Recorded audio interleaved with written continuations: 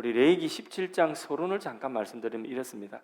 이 세상에서 가장 기본적인 욕구가 뭘까요? 그것은 이렇게 먹는 것입니다. 일단 배고프면 안 돼요.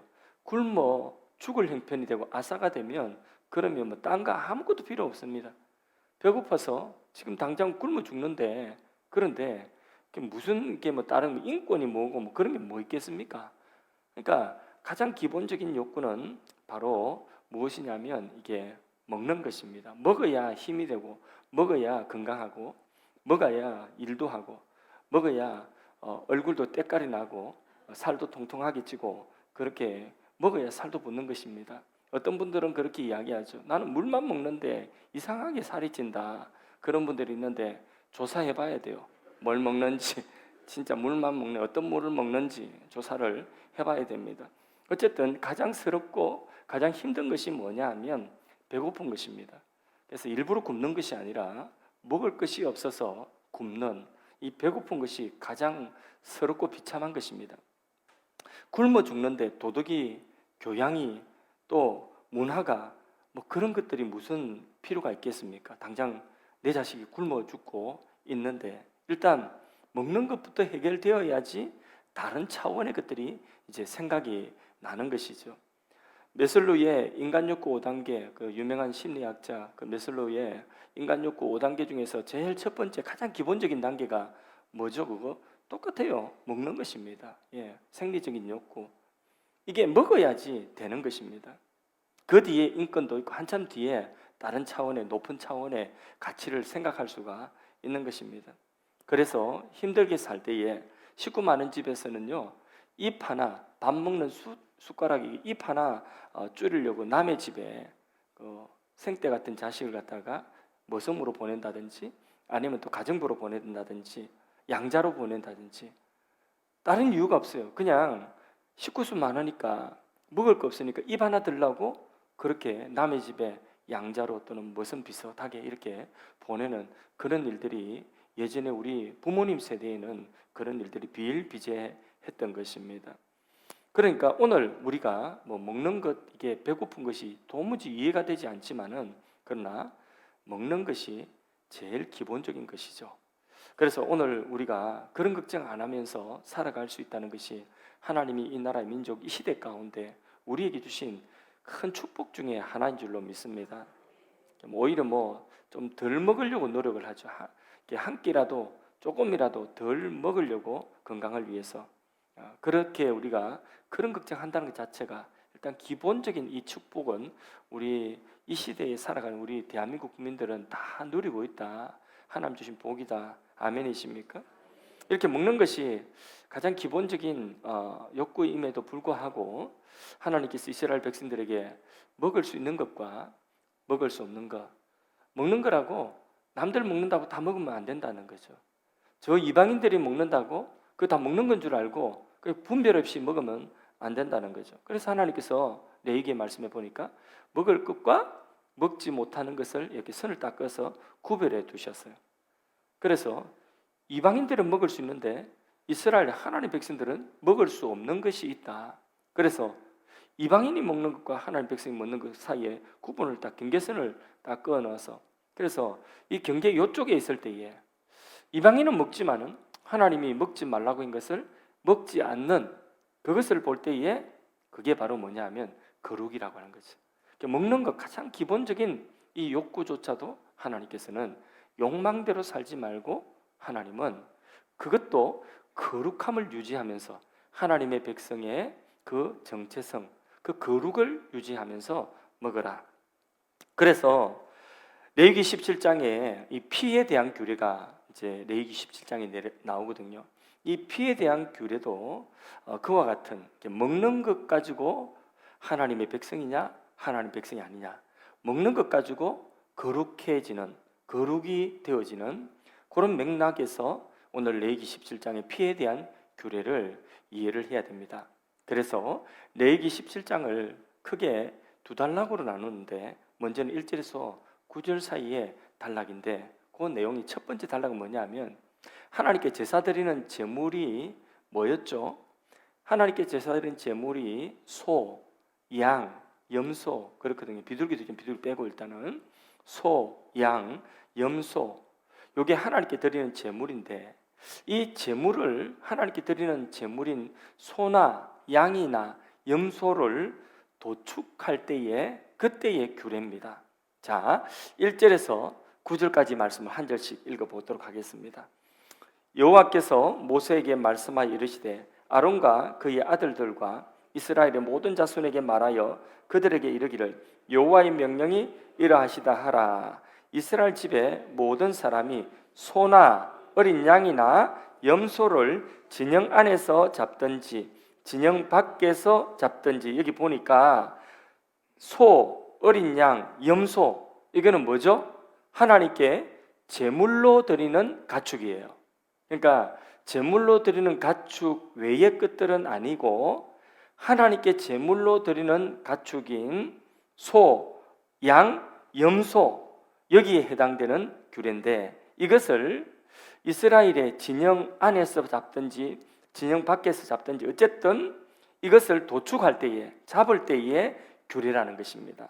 4절 같이 읽습니다. 먼저 회막문으로 끌고 가서 여호와의 성막 앞에서 여호와께 예물로 드리지 아니하는 자는 피 흘린 자로 여길 것이라. 그가 피를 흘렸은즉 자기 백성 중에서 끊어지리라. 이것을 어디서 잡으라고요?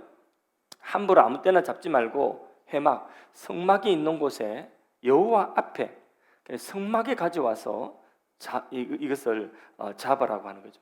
만일에 그렇게 하지 않을 경우에 다른 데서 함부로 진영 밖에서 몰래 잡으면 그러면 어기면 백성 중에서 끊겨지리라. 사형이라는 거예요. 사형. 굉장히 엄격하죠, 그죠? 예.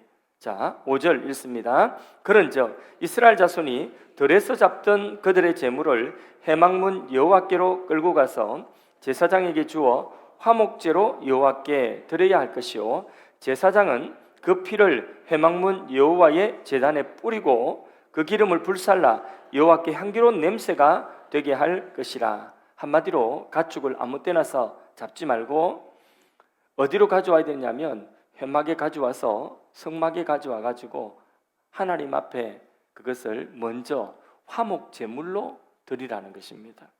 그래서 화목 제물로 드리고 그 고기를 나누어 먹으라는 그런 뜻이에요. 한마디로 그런 이야기입니다. 그렇게 하신 이유가 뭐냐? 먼저 사사로이 짐승을 잡으면서 우상 숭배하는 것을 금지하려고 하는 이유가 첫 번째 이유 중에 하나입니다. 우상 숭배 못하도록. 자, 7절부터 9절까지 읽습니다. 시작. 그들은 전에 음란하게 섬기던 수염소에게 다시 제사하지 말 것이니라. 이는 그들이 대대로 지킬 영원한 규례니라. 너는 또 그들에게 이르라. 이스라엘 집 사람이나 혹은 그들 중에 거류하는 거류민이 번제나 제물을 드리되 회막문으로 가져다가 여호와께 드리지 아니하면 그는 백성 중에서 끊어지리라. 자, 여기 7절에 보니까 그들이 전에 음란하게 섬기던 수염소에게 다시 제사하지 말 것이니라. 그러면 그들이 이전에 음란하게 뭘 섬겼다는 거죠? 순염소를 섬기는 일을 했다는 거죠. 그러면 그들의 이전이 언제입니까? 지금 여기 레위기죠.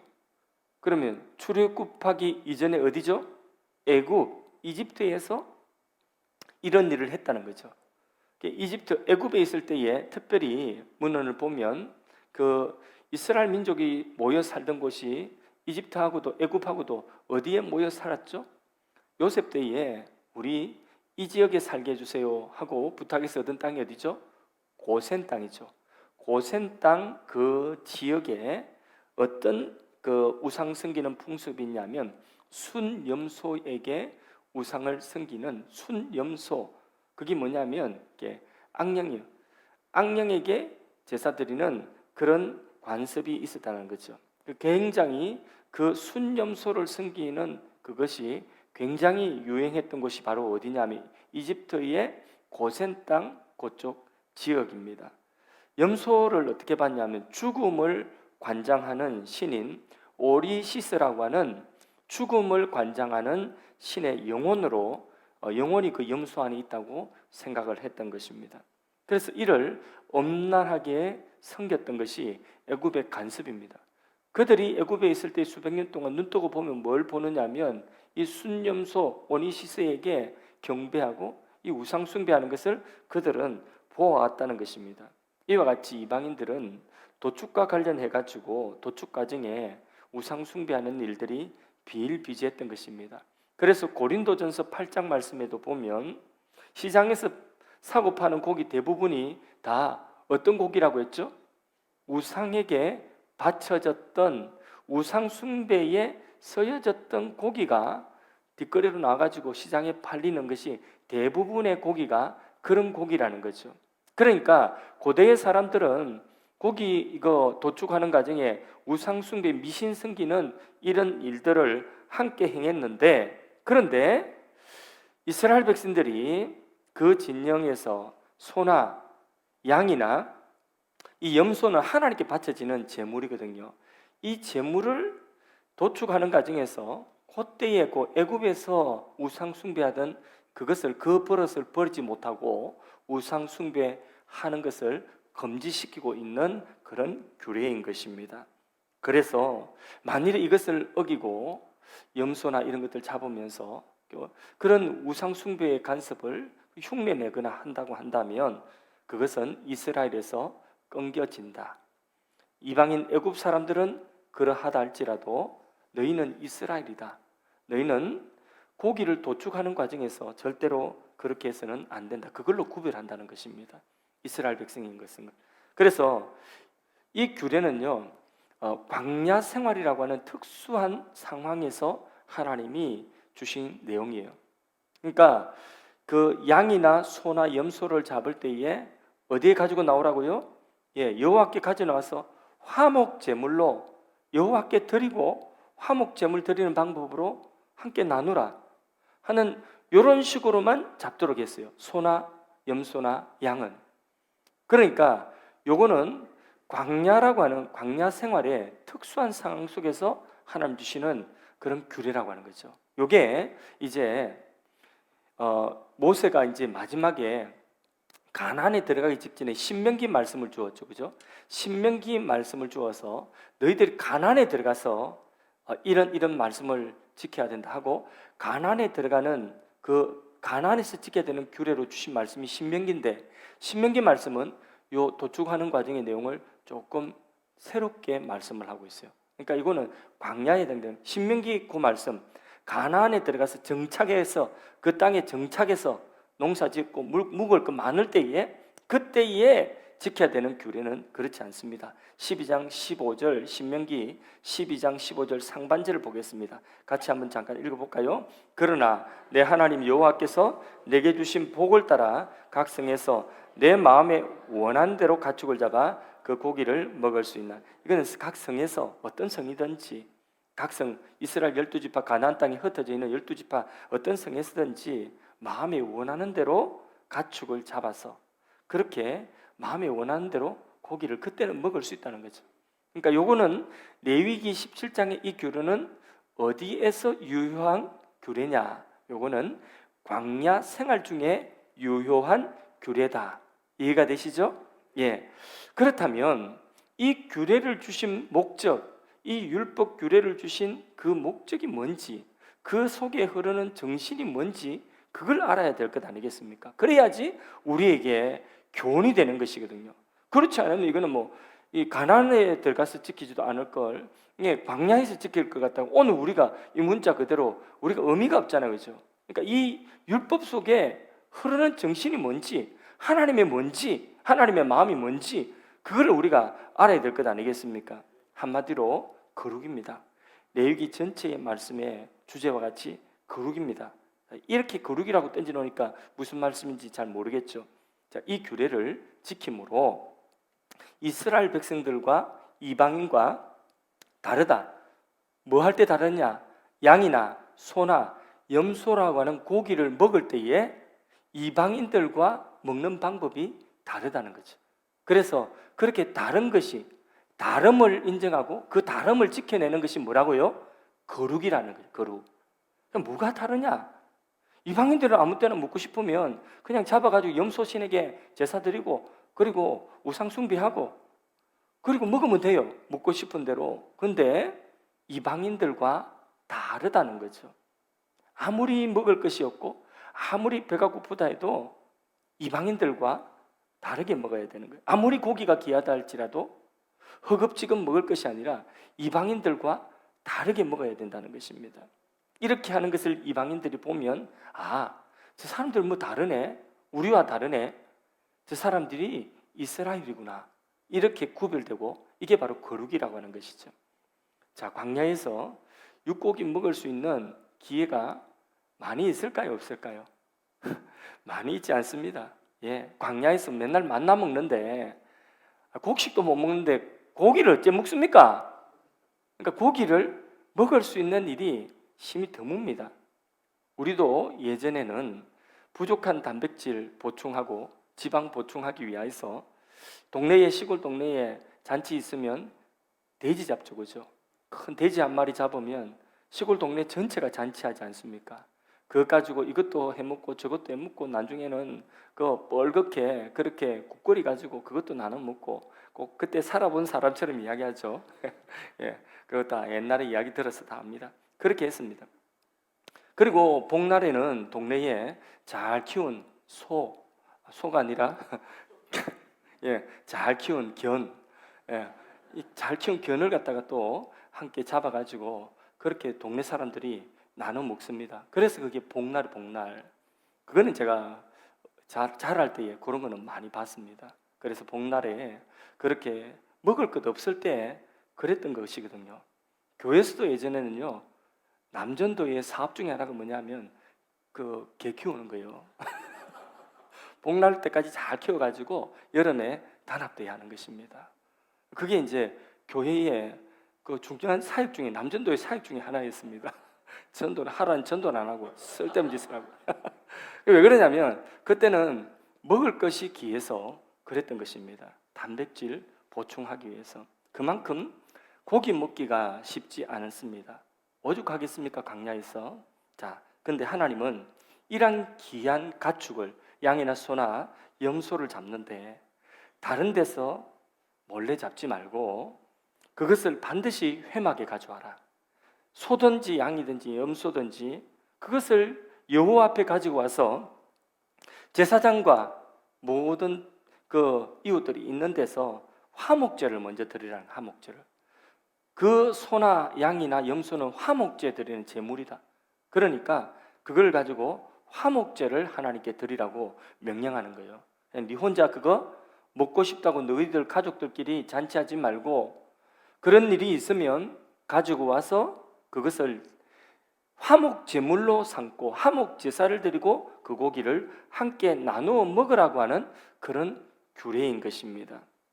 그래서 우리 생각 같아서는 그 내 것인데 그냥 우리 가족들끼리 잔치하고 배불리 먹으면 마음대로 잡아먹겠다는데 그 뭐 왜 이런 규례를 두고 간섭을 하냐 생각하겠지만은 하나님 백성들은 그렇게 하면 안 된다는 거죠. 그래 욕심 부리면 안 된다는 거죠. 그렇게 먹을 것이 없는 그때에 소 한 마리, 양 한 마리라도 그걸 잡아서 잔치할 일이 있으면 가족끼리 잔치하지 말고 몰래 그거 재놓고 먹지 말고 그것 가지고 와서 화목제로 하나님께 여호와께 감사드리고 그리고 제사장의 몫으로 가슴과 다리, 뒷다리 드는 거, 그 거제로 드린 거, 그거는 제사장의 몫으로 돌려드리고 그리고 나머지 것으로 그것도 정해진 시간 내에 함께 화목제물은 정해진 시간 내에 먹어야 돼요. 정해진 시간 내에 이웃을 초청해서 함께 나누어 먹으라는 것입니다. 네 혼자 욕심스럽게 그거 재놓고 고기 잡아가지고 그렇게 먹지 말라는 것입니다. 여기 다 배고프다는 거예요. 광야에 있는 여기 모두가 고기 못 먹는다는 것입니다. 그러니까 고기 한번 먹을 일이 있으면 그렇게 화목제 드려서 함께 나누어 먹으라는 거죠. 제사장도 나누어주고 제사장목 떼주고 함께 나누어 먹으라는 것입니다. 그럴 때에 향기로운 향기가 제사가 되고 하나님이 받으시는 향기로운 향기가 된다. 이렇게 말씀을 하고 있는 것입니다. 결국 이 말씀대로 하나님 앞에서 소나 양이나 염소를 잡는다고 한다면, 자, 개인적인 입장에서 볼 때에 이만저만 손해가 아닙니다. 그렇죠? 그뿐입니까? 처음 낳은 것, 레위기 규례에 보면 초태성으로, 그 초태성은 여호와께 돌려드리라. 또 10에 양 10마리 중에 한 마리를 또 하나님께 11조로 드려라. 일주일에 하루는 일하지 말고 안식해라. 이제 고기 좀 어떻게 하다가 뭐 1년에 한 번 먹는지 무슨 큰 잔치가 있어가지고 무슨 기쁜 일이 있어가지고 그걸 갖다가 한번 고기를 한 마리 잡으려고 해도 그 소나 양이나 이 염소를 이리 떼고 저리 떼고 화목제에 드리면서 다 떼버리고, 그러니까 함께 그것도 함께 나눠 먹고 함께 심화해야 돼요. 이 얼마나 손해입니까, 여러분? 그러나 분명한 것은 하나님의 백성은 소 잡을 좋은 일이 있고 양 잡을 만큼 그 없는 가운데서 고기 한번 먹을 일이 있다고 한다면 하나님께 먼저 감사드리고 제사장과 또 가까이 있는 이웃을 함께 돌아봄이 마땅하다는 것입니다. 그게 율법의 정신이라는 것이죠. 광야의 이 힘들고 척박한 행진을 하는데 함께 위로하라는 것이죠. 그거 하나 가지고도 화목하고 위로하라는 것. 이게 율법의 정신이라는 것입니다. 하나님 백성에게 고기 좀 많이 먹고 좀 적게 먹고 그것보다 훨씬 더 중요한 것이 뭐냐? 모든 것이 하나님의 은혜인데 그 하나님의 은혜에 감사하여서 함께 사랑을 나누고 함께 고기 한 점이라도 나누어 먹고 서로 격려하라는 것입니다. 그럴 때 하나님께서 너희들을 돌봐주시겠다는 거죠. 너희들의 하나님이 되겠다는 거죠. 그리고 그 나눠 먹는 그 가운데서 하나님께서 주시는 특별한 또 은혜가 있다는 것입니다. 만일 이스라엘이 하나님께 감사하는 것이 그게 너무 아까워가지고 이런 식으로 양 잡고 소 잡고 이런 식으로 염소 잡아가지고 먹는 거 다 떼주고 내게 돌아오는 거는 없고 똑같이 먹고 똑같이 마쳐야 되니까 이게 너무 아까워가지고 제사장에게 주는 것이 너무 싫어서 함께 나눠 먹는 것이 너무 아까워서 그걸 몰래 잡는다면 그렇게 도축을 할 때에 그는 어떤 자가 되냐? 피 흘린 자가 된다. 하나님께서 그는 피를 흘리는 자, 생명이 어디 있다고 했습니까? 피에 있다고 했죠. 피 흘리는 자가 되어버린다. 백성 중에서 끊어진다. 이렇게 엄중하게 말씀하고 있는 것입니다. 하나님 백성들은 존귀한 자들입니다. 하나님 특별한 돌보심과 은혜 가운데 살아가는 줄로 믿습니다.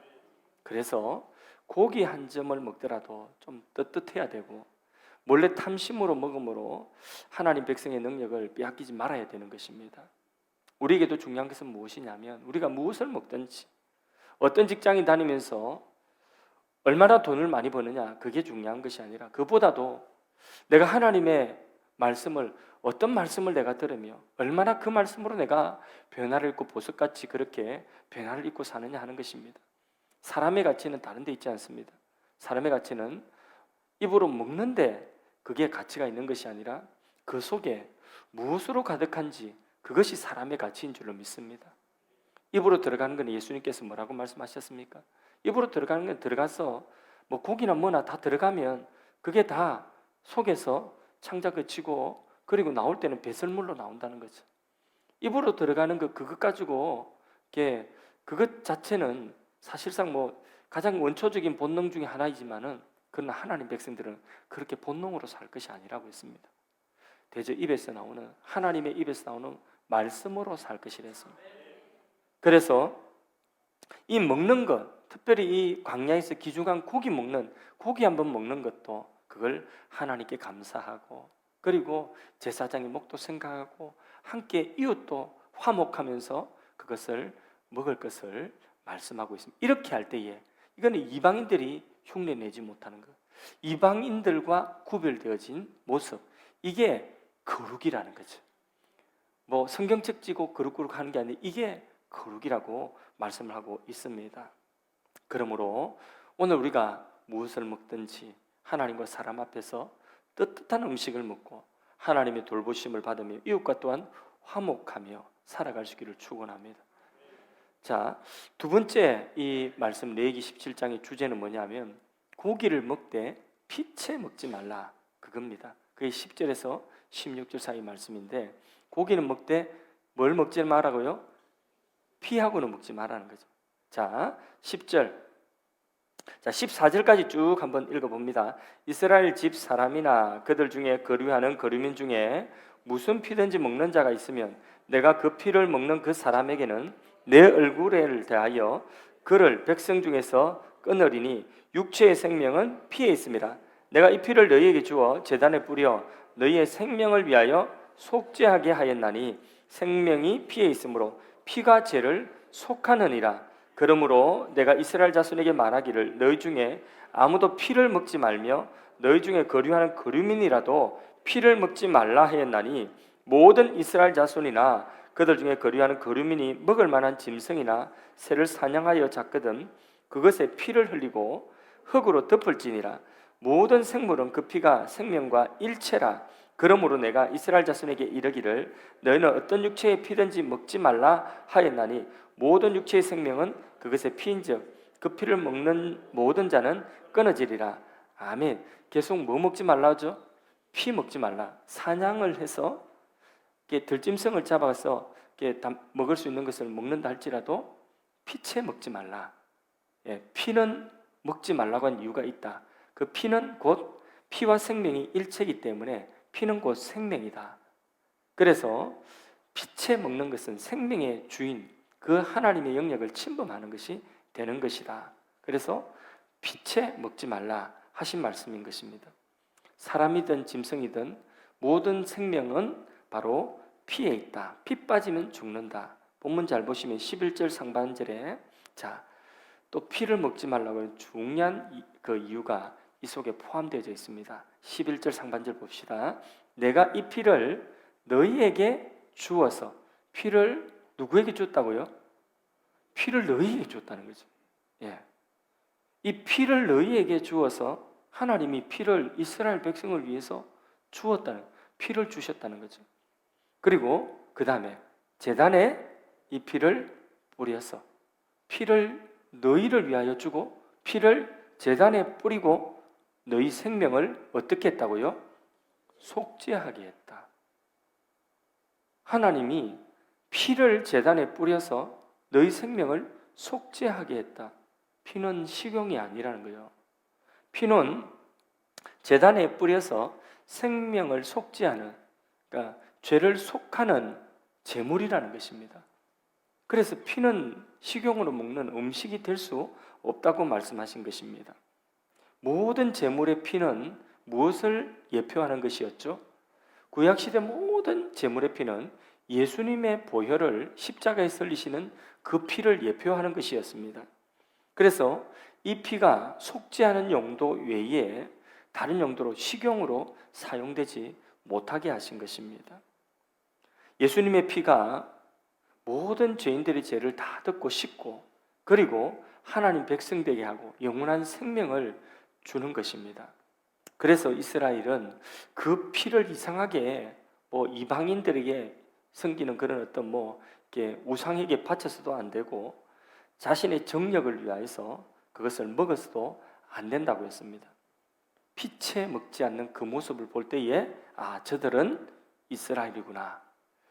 아무리 급해도 아무리 싱싱한 고기를 먹고자 해도 피채 먹지 않는 그것을 볼 때에 저들은 이스라엘이구나. 이렇게 구별된다는 것입니다. 할렐루야. 그러므로 이 은혜를 입은 자들마다 다른 생명도 소중히 여겨야 됩니다. 하나님은 이스라엘 백성들이 짐승이나 새를 사냥했을 때도 피를 땅에 흘리면 그 피는 어떻게 하라고 했어요? 그는 생명이고 이 생명은 소중한 것이니 이건 짐승의 생명이랄지라도 그 피는 흙으로 덮어주라고 했어요. 그 고기는 먹더라도 피는 그걸 흙으로 덮어주라고 말씀을 하고 있습니다.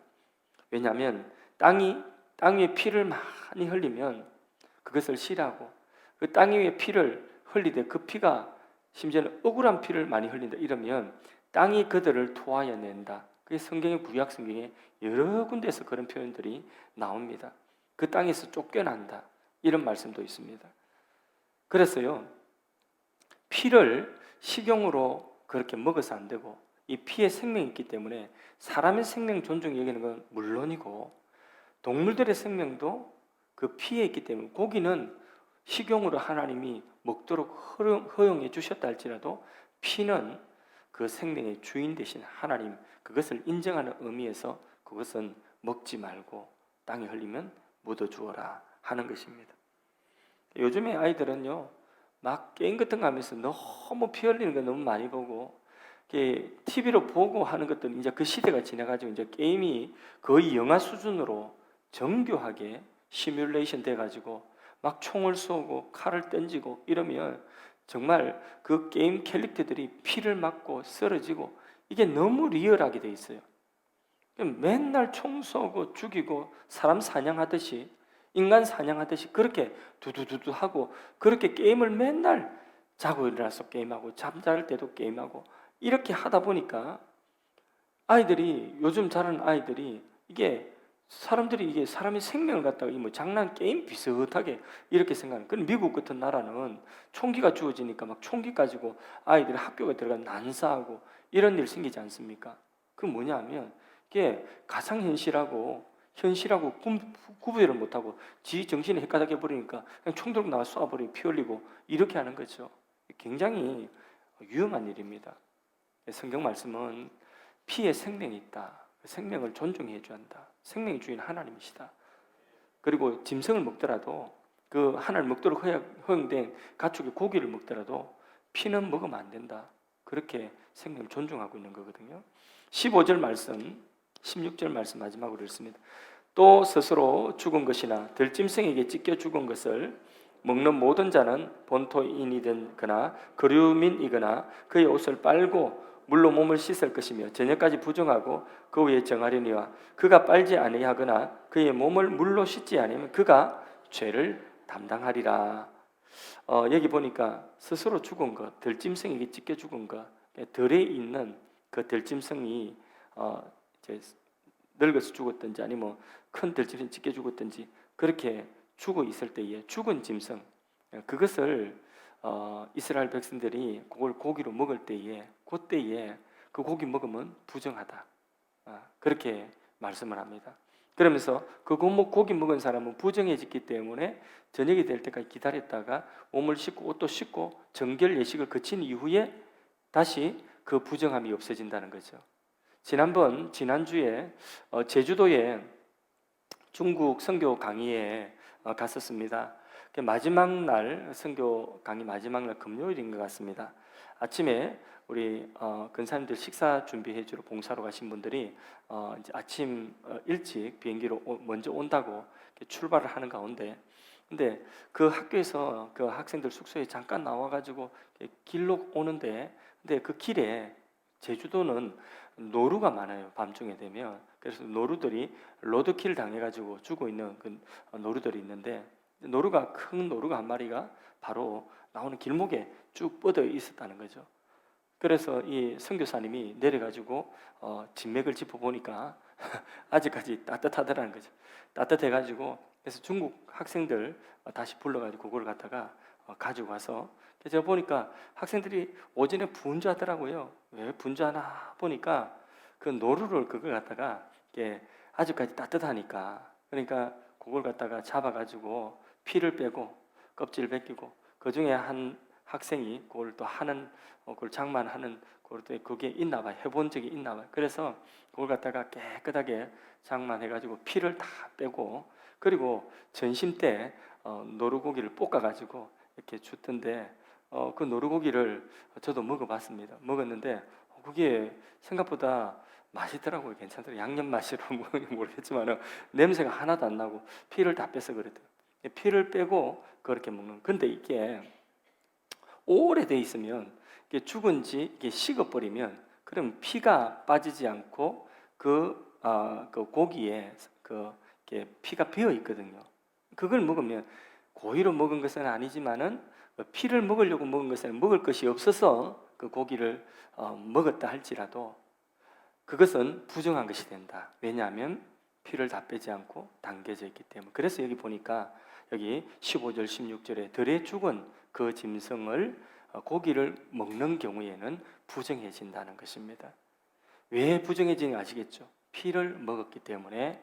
그래서 레위기의 거룩은요, 어떤 거룩이냐면 지난 시간에도 말씀드렸지만 레위기의 거룩은요, 이게 생명의 근원 되신 하나님, 생명의 근원 되신 하나님께 생명에 가까워지면 그게 거룩이에요.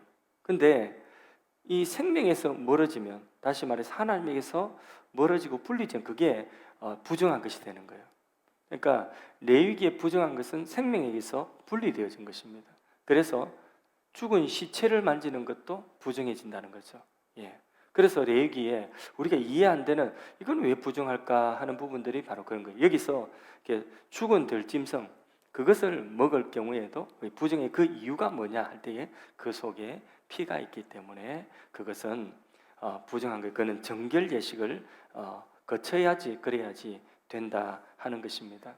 그래서 신약 시대에는 이제 오늘날 이 규례가, 오늘 시대에는 피채 먹지 말라 하는 이 말씀이 유효할까요? 유효하지 않을까요? 그걸로 말하면 조금 좀 더 구체적으로 오늘날 이렇게 피가 들어가 있는 그 음식을 먹는 것을 금지하고 있을까요? 성경은 그것을 이렇게 금지하지 않고 있을까요?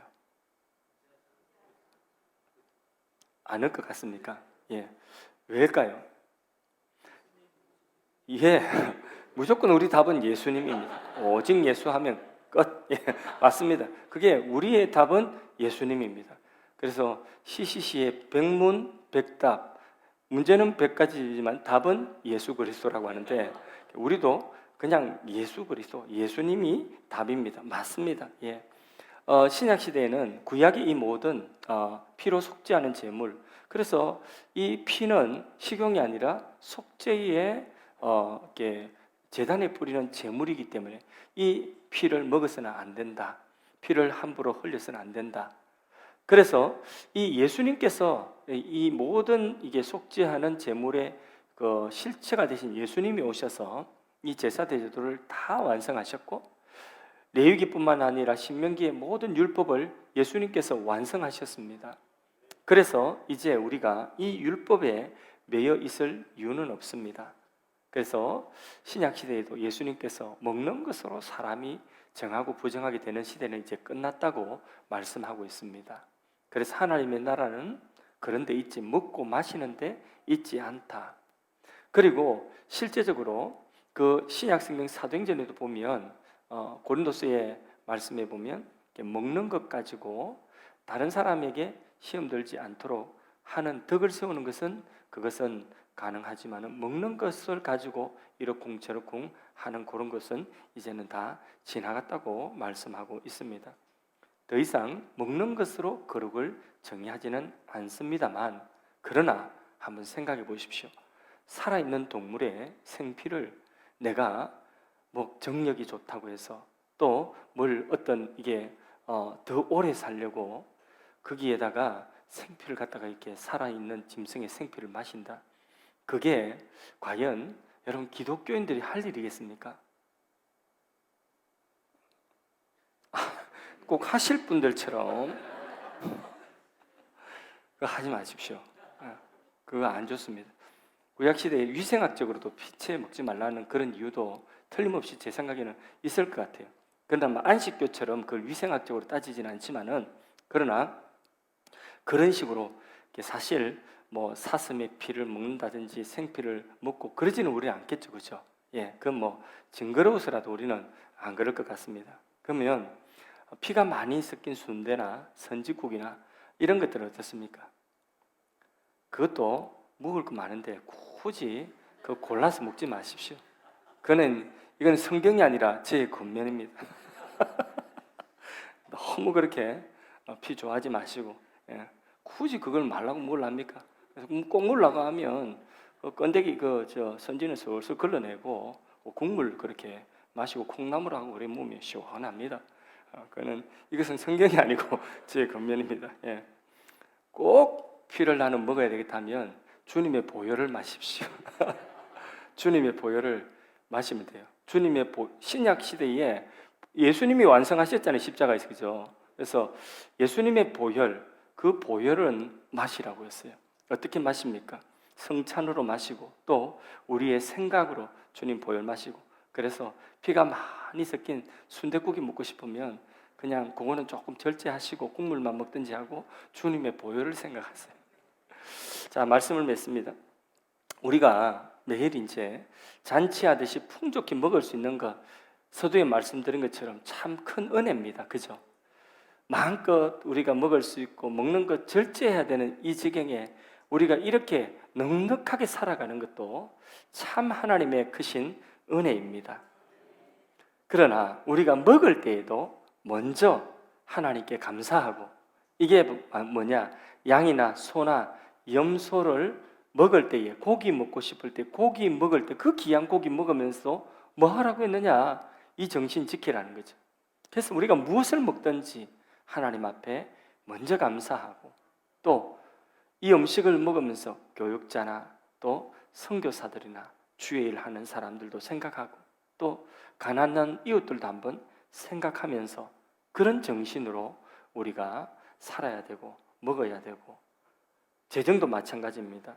그것을 확대해서 하나님이 우리에게 주신 것이 크든 적든 그것을 하나님의 몫으로 드려야 되는 부분은 하나님의 몫으로 정확하게 그것을 우리가 또 손대지 아니하고, 하나님께 그렇게 구별할 뿐만 아니라 이웃을 위한 몫도 우리가 따로 생각하여서 함께 우리가 그렇게 하나님 주신 것들을 나누는 이 화목제의 정신으로 하나님 주신 것들을 사용할 수 있기를 바랍니다. 그것이 바로 뭐냐면 우리의 생활 속에, 우리의 삶 속에 거룩이라고 하는 것입니다.